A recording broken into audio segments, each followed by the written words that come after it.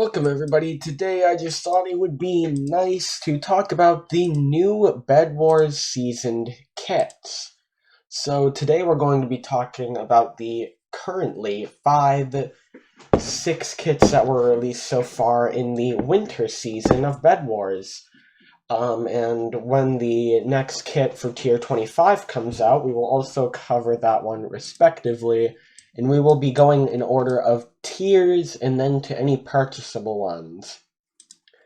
So today, first we're going to be starting with the Santa kit, a pretty solid kit, starting with the stats of... his stats are 100 health, he has 0% damage reduction off of spawn, and deals 20 damage with a base wooden sword. And he's pretty good with the ability to purchase things like... he can buy presents. That's basically his ability for 70 iron. Now, presents themselves do have an ability for their price. Presents themselves will spawn 3 lit TNT from the sky to drop down in a small radius. So essentially, whenever you use a present, wherever it falls will deal about the same damage of TNT for just 20 iron less. Also, there are better things about the presents. Some of the upsides of Santa are that it would usually cost 90 iron for 3 TNT, and presents can be thrown a short distance across gaps or even from a very high place. So you can throw TNT towards somebody's base that they can't really get rid of because usually you could avoid it by knocking them off or killing them. Now you can sit from a safe distance and throw presents onto their bed, causing 3 TNT, which will most likely drop it. And yeah, but there are a few downsides that come with this. His only downside is the fact that only 3 presents can be held at once. So while they are cheaper TNT, there is that downside of that you can only hold 3 at once. Although overall, the ability to buy throwable TNT for 70 iron in a bundle of 3 is much better than buying about 3 TNT 3 times for like much more iron, because not only are you getting a discount, but you can throw it from a safe distance, so you don't need to be near them.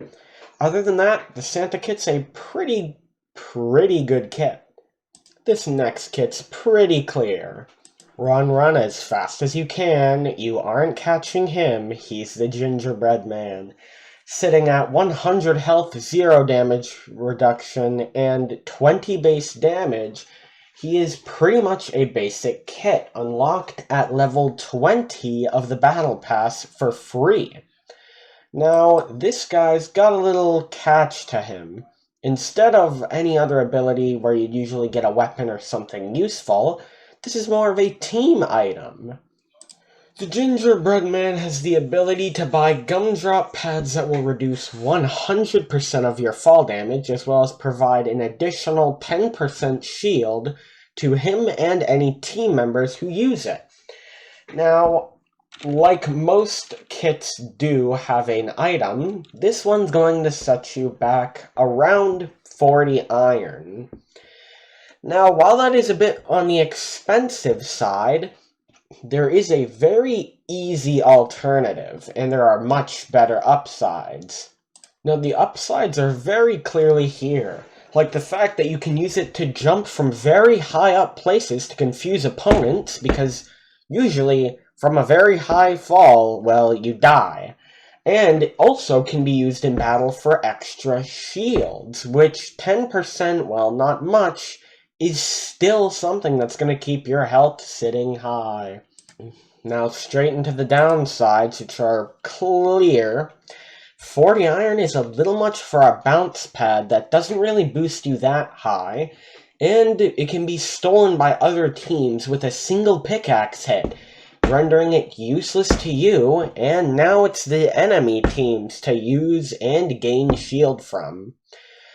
While it is a free kit that people have access to, I do feel like it could get a little bit of buffing, maybe a tiny bit more shield for that 40 iron cost, or maybe it's only usable for the team who buys it, because in all reality, the better option is to not have this guy on your team and just steal gumdrops from enemy teams if you really want it.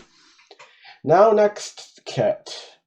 The next kit is well known, but very hard to come across in battle. The Yeti kit, sitting with the stats of 100 health, 0 damage reduction, and 20 base damage with a wooden sword.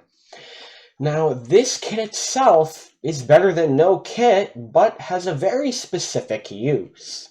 With a built-in ability that doesn't have to be bought, the Yeti can activate a roar that will weaken blocks around him, making all blocks very weak, from wool to wood to even making obsidian break in 4 to 5 hits. His upside's pretty clear because he weakens and freezes all blocks in a small radius. And there's a little secret bonus to him.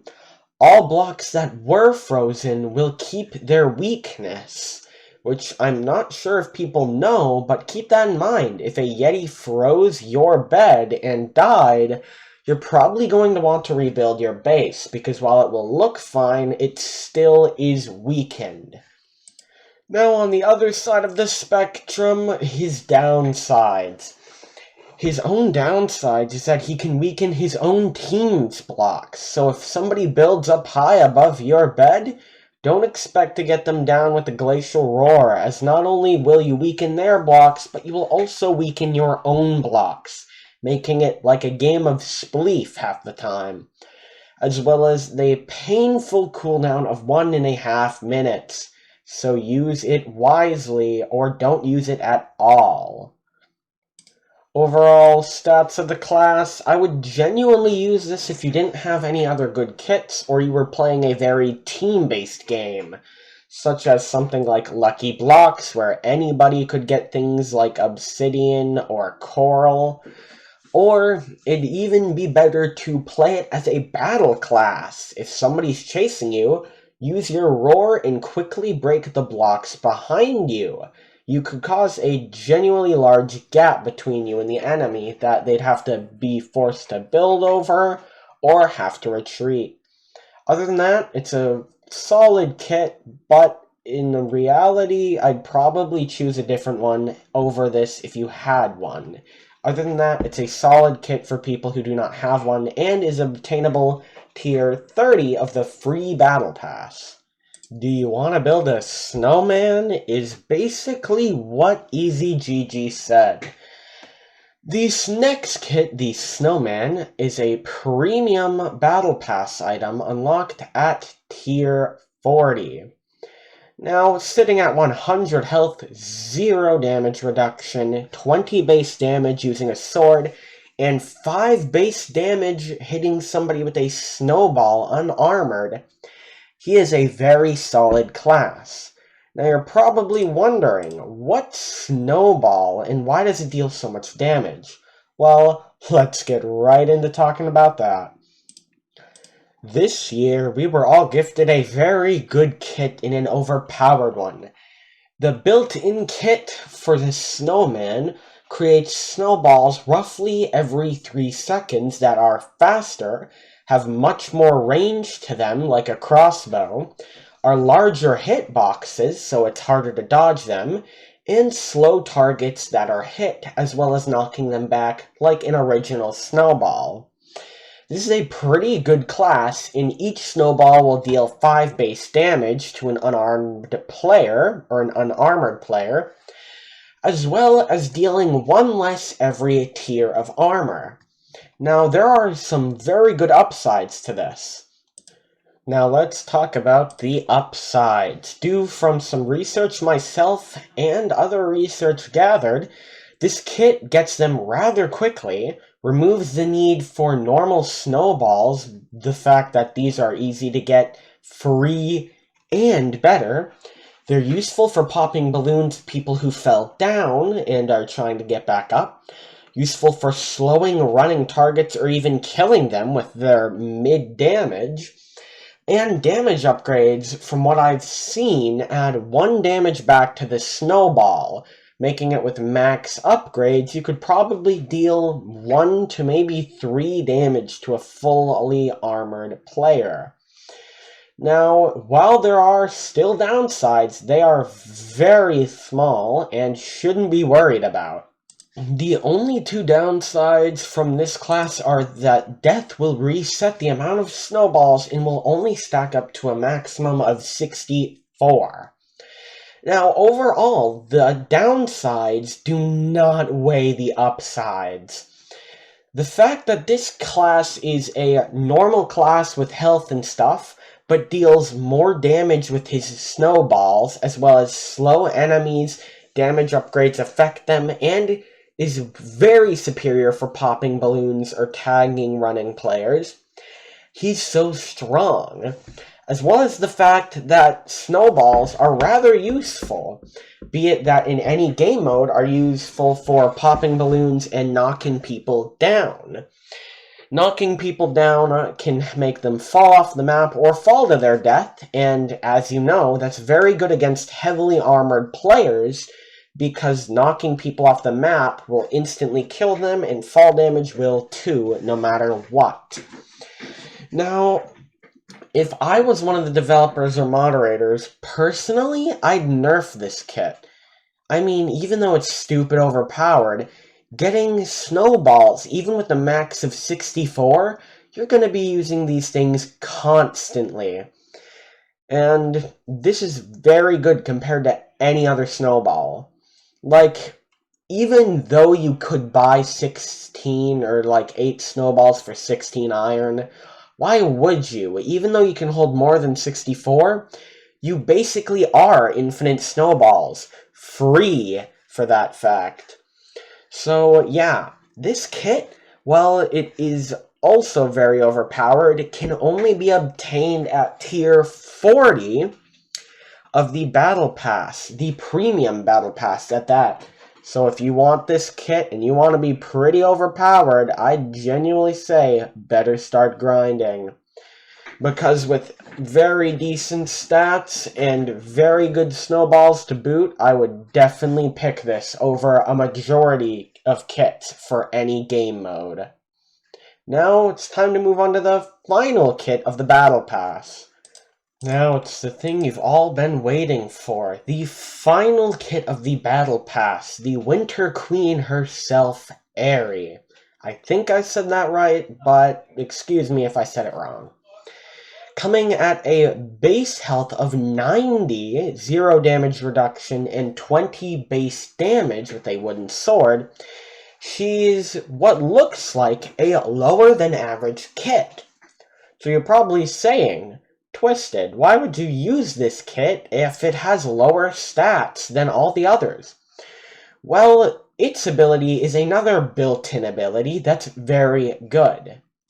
Her own ability is actually a built-in one that I forgot to add, built-in, but killing opponents will cause spirit butterflies to go to her, boosting her sword damage. Now, you will get around 1 to 3, but I do think that it is 2 to 3 each kill, and they will not be lost upon death. So, while you do have less health, your damage will be stronger. Now, there are a few upsides to this kit in general. From the research that I could gather, damage increase is seemingly limitless, just like Elder Tree's health. Damage is not lost upon her death, and she also has the ability to become stronger than the Barbarian's Rage Blade for the fact that damage increase is seemingly limitless. Now, this is one of the kits that has a more built-in effect, kind of like the Pyro. As you know, the Pyro needs to kill enemies that he burns with his flamethrower to strengthen it.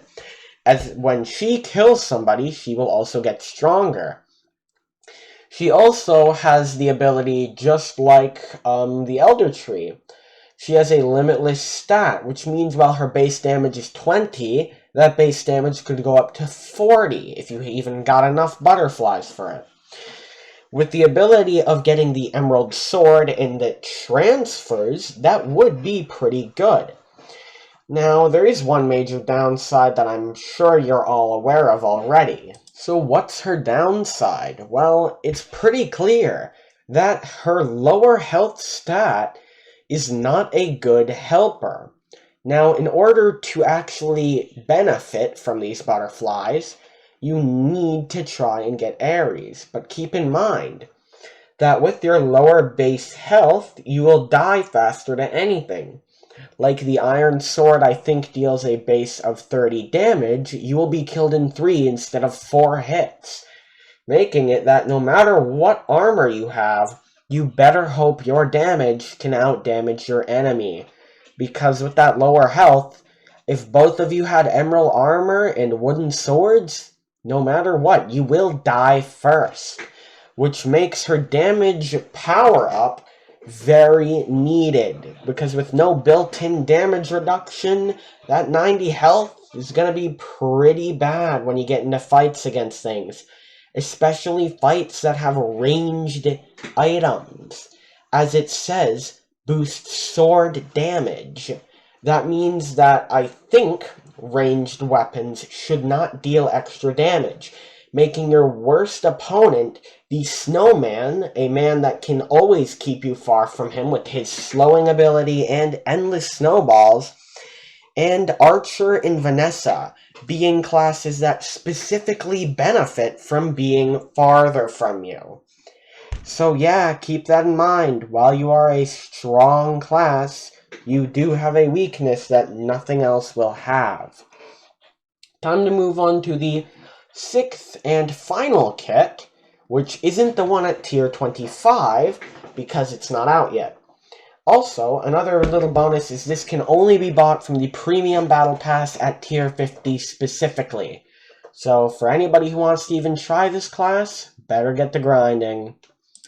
Now we move on to the next kit that's only obtainable in a pass of 3 skins.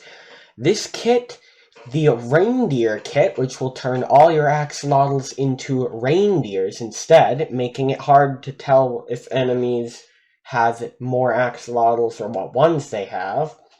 And the Deep Void Barbarian, which just reskins you and your Rage Blade.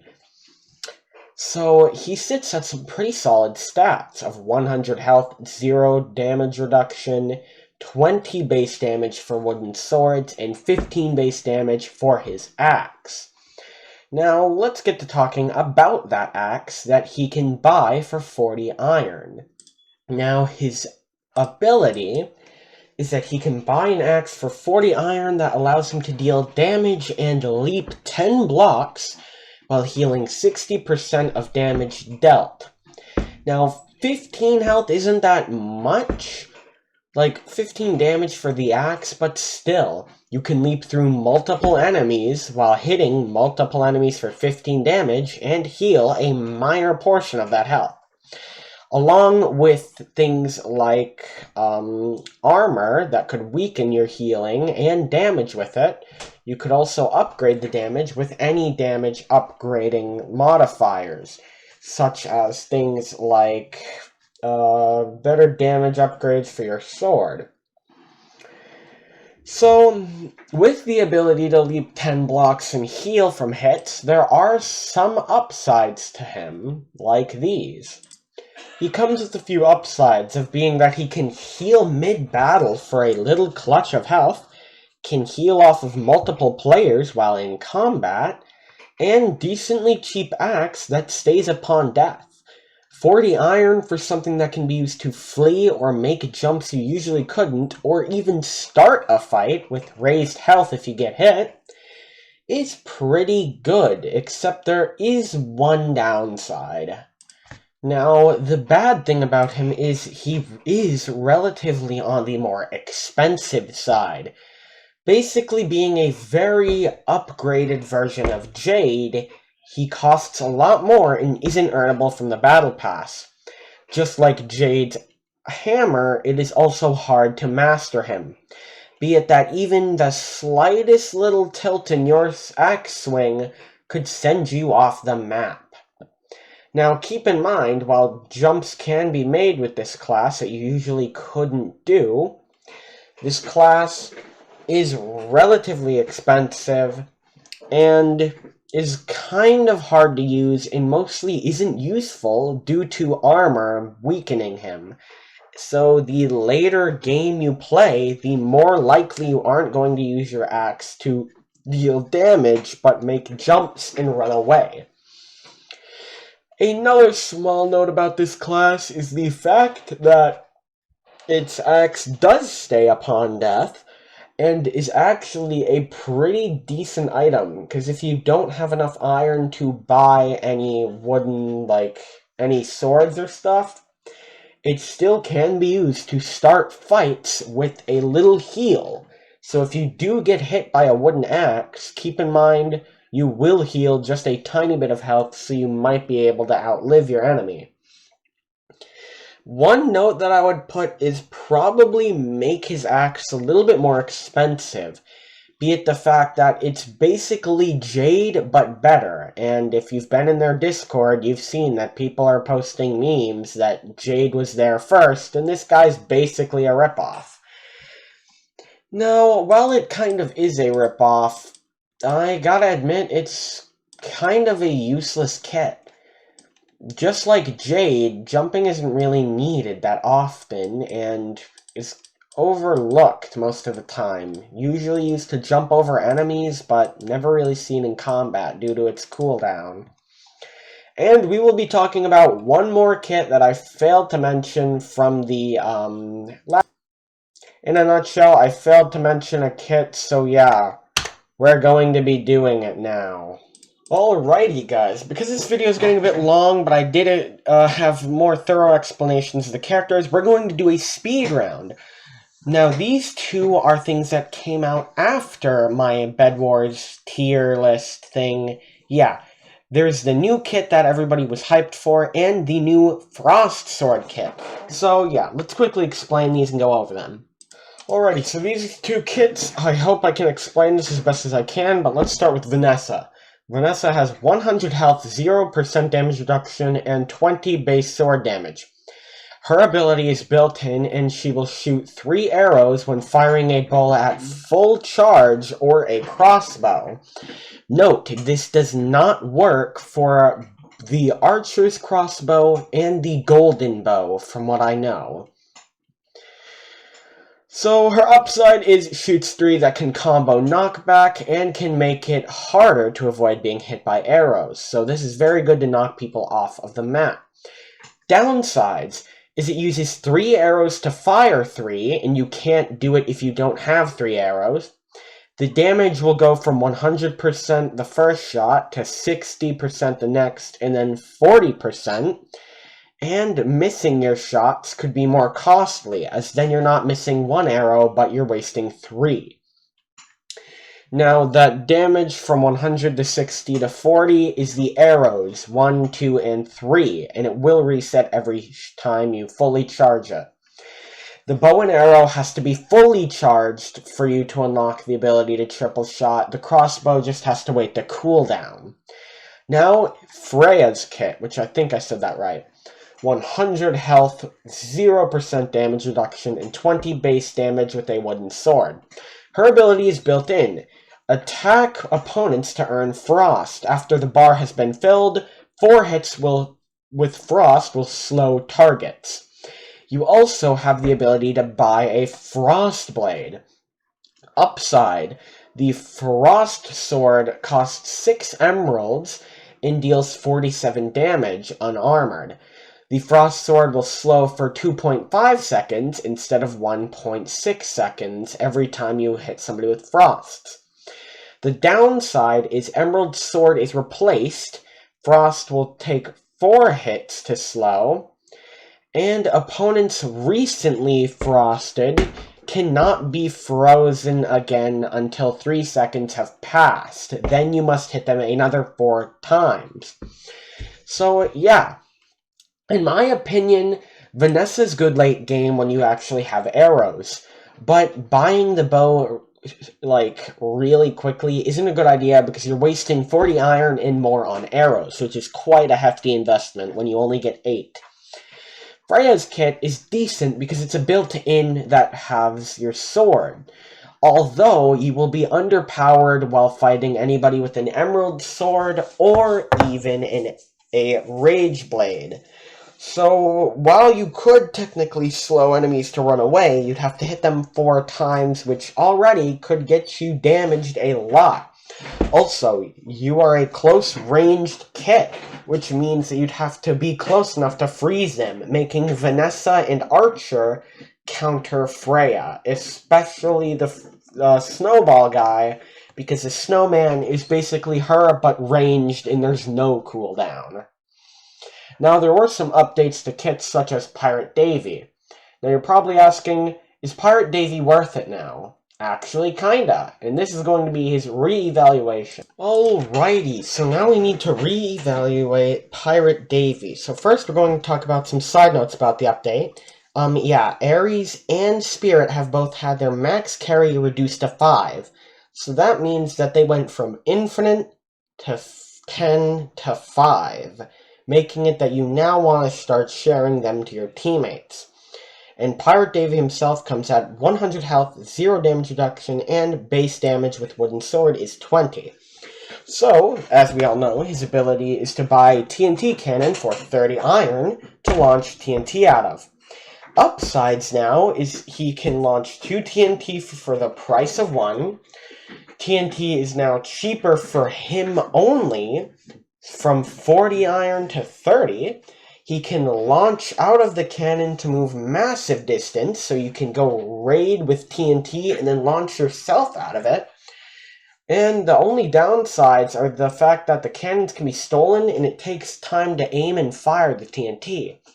Now, Pirate Davey went from a destructive class to a very easy rushing class. The fact that you can shoot 2 TNT and then launch yourself out of the cannon over to break their bed.